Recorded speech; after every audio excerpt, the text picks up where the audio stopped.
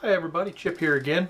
I apologize for my last video. I realized after I uploaded it that I really don't know how to use DaVinci all that well. And it took my video, and when YouTube compressed it, it kind of looks, I don't know, bubbly. I've got to figure out how to use it. Like I said, I'm into photography, not necessarily videography, so you got to forgive me on that part. But I'm going to do a two-part video series that revolves around safety. Safety for the photographer, safety for the model. Two separate parts. This industry, a lot of times, you're working with people you don't know. You've got males working with females. You've got, a whole gamut of different things. Working in different countries, working, within different states that may have different laws. But this is going to be real general. Just enough to keep your butt out of trouble, which is all I really want to do.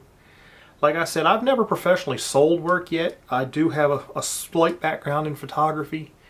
And like I've said before, the whole purpose of this channel is to further that. So by me doing these little how-tos, tips, and stuff like that is also reinforcing my knowledge. So I'm learning as I go too.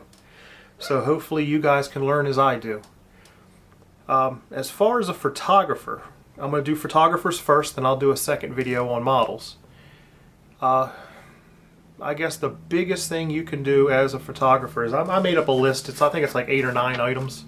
And they're in no specific order, so keep that in mind. There's not one that's any more important than the other, but just keep them in mind.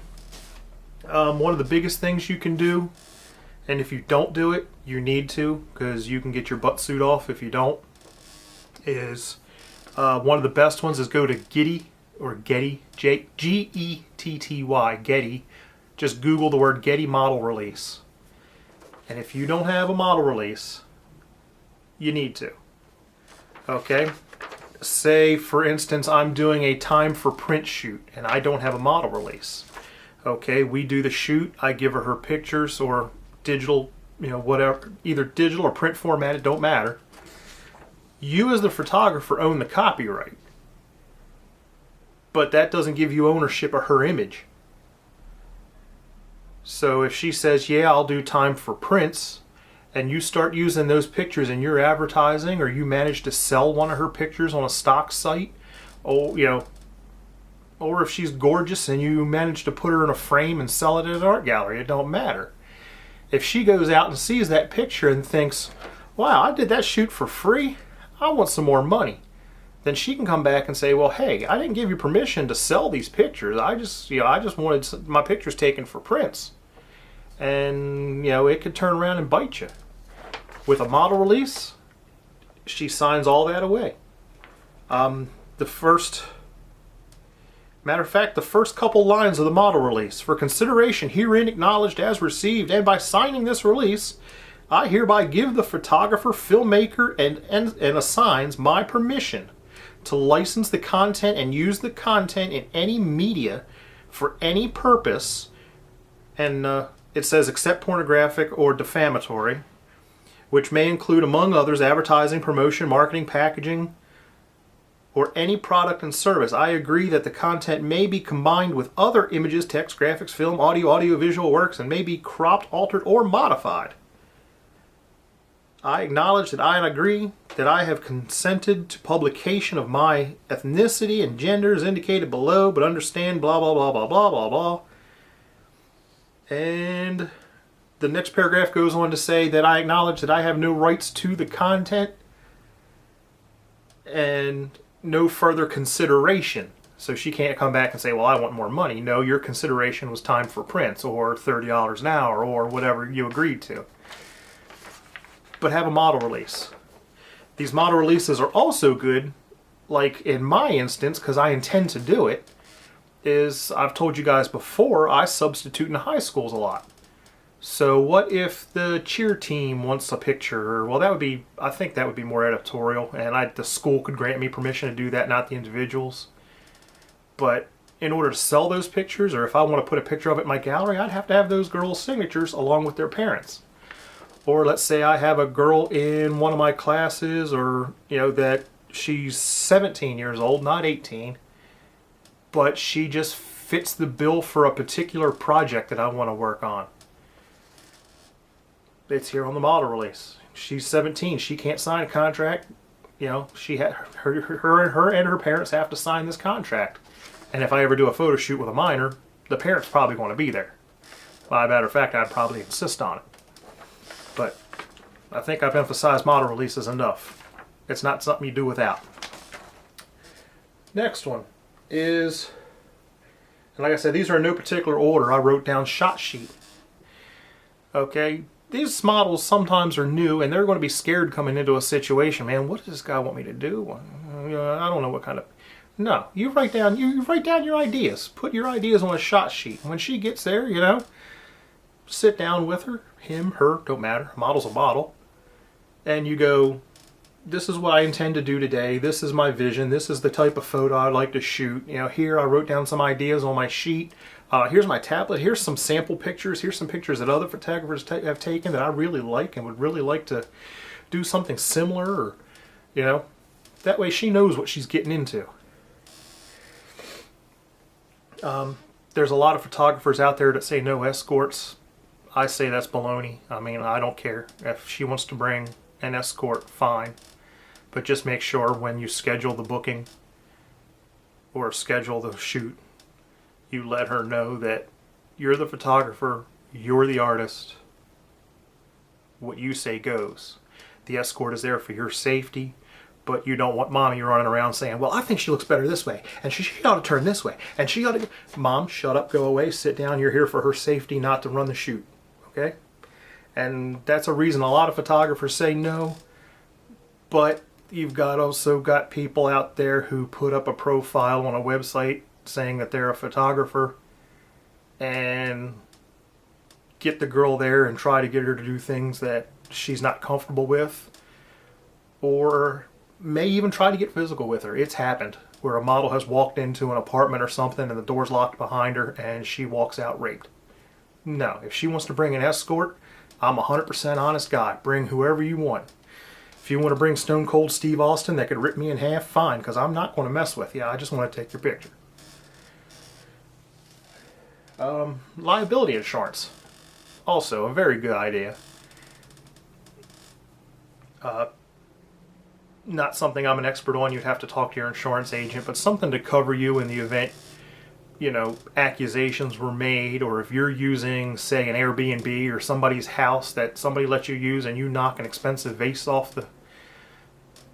rather insurance pay for it than me. Liability insurance is always a good thing. I mean, you have it on your car, you have insurance on your house. Why not have insurance on yourself? I mean... unfortunately, nowadays people are just as dangerous as cars. But next on the list, hands off. Period. There's no reason to touch a model. If you have absolutely no way around it, make sure you ask the model's permission. You know, the way you're laying is perfect, but your hair's kind of matted on one side. Do you care if I just lightly, you know? And I'm going to try to avoid that at all costs. It's not something I want to do. You know. Once again, a lot of photographers work with a lot of new models who aren't comfortable being there in the first place. And it's just not a polite thing to do. If I do portraits and stuff like that, I'll probably be working by myself. But if I ever get into doing like boudoir or nudes or implied nudes or anything like that, no, if you're a male photographer, keep your hands off. If you're a female photographer, it's still not the greatest idea, but the risk of accusation is a lot less. And if I ever do boudoir nudes, anything like that, my wife's going to be there with me, just so I have a witness on my side. And that, if something needs arranged or if a dress needs to be clipped up in the back or something like that, I can have my wife do it instead of me. But a lot of models don't appreciate it, don't like it. It's not good practice. Don't do it. Professionalism.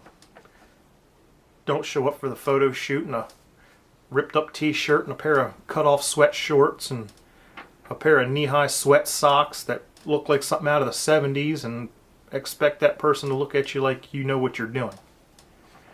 You know, granted, I wear t-shirts and stuff, but most of the time I'd probably be wearing either new looking jeans or khakis, and usually a golf shirt, if not a button-down shirt. You know, if this business ever evolves enough, I'll have nice embroidered golf shirts. You know, the more professional you look, the more legitimate you seem. And you don't want to seem legitimate, you want to be legitimate, you know. Along the lines of professionalism too is, and I'm the worst for it, a lot of girls don't mind it, but if I don't know your name, or if I keep forgetting your name, like at wet restaurants I'm bad for it, and I'm from Baltimore, so hey hun is part of my my vernacular, or however you say it. It's part of my vocabulary, you know, I'm from Baltimore, hun. But I do say, hey hon, honey, could you do me the favor, da da da, you know. And most girls don't mind it, some do take offense to it, so just keep that in the back of your head, you know.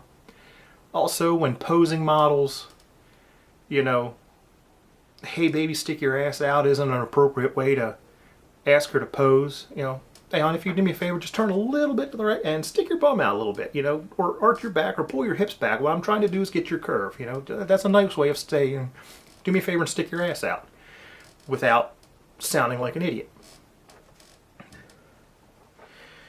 Feedback. Always give the models feedback. If you're just sitting there taking pictures and not saying a word, or if you take a picture and you're chimping, and that model's sitting there thinking, oh man, what did I do wrong? I mean, well, he's not saying anything. Talk to her, you know. That was a great shot. Do me a favor, give me a second to get these settings set, or let me check it and make sure I got it exactly the way I want it, you know. You look great. Oh yeah. Give her plenty of praise. They like hearing that. Thanks. You know, thank them for being there. Make sure they get their prints or their digitals. Make sure, you know, that they get a business card. Maybe a week or so down the road, send them a thank you card. You know, also, along with thanks is you get networking out of that. Don't ever forget to network. Post their pictures on your Instagram. Link her Instagram if she has one, and if she consents to it, to yours. You know, tag her. I worked with the great, you know, so-and-so today. Here's some of the pictures, you know, if you ever need a great model, you know. And she'll respond in kind. And then her friends will see that. And then your friends will see that. Then her friends of friends will see that. And then you might start getting some calls or some DMs to your Instagram saying, hey, I like the pictures you took with so-and-so. Can I schedule a shoot with you to do the same? You know, so don't underestimate the power of social media, which is, this whole video series is, you know, a social media experiment is what I like to call it. But that's the short list, and I believe as long as you stick to that list as a photographer, you'll be successful with models. You're not going to have models giving you bad reviews. You're not going to have models saying, hey man, that guy's scary, he's creepy, you know. And unfortunately, a lot of brand new photographers tend to operate out of their homes. You know, they turn a basement or a garage into a studio, which is fine. I mean, a lot of good pictures come out of basement studios, but you've got to put yourself into the mind of that model walking into your house down a flight of stairs into a basement. What, I mean, is this guy like the clown from It or what? I mean, you got to put yourself in their shoes for a minute and consider them. It's not all about your pictures. It's about making your model comfortable. If your model's comfortable, she'll pose better, she'll look better, she won't look nervous, your pictures will turn out better, and you may end up making more money. But that's the short video on photographers. Now I'm going to cut it off here, recompose, write another list, and I'm going to post a second video. I'm probably going to post both videos together, so you'll get 2 videos this week. And the second one will be on, you know, what you as a model can do to keep yourself safe. But until that video comes, thanks for watching. See ya.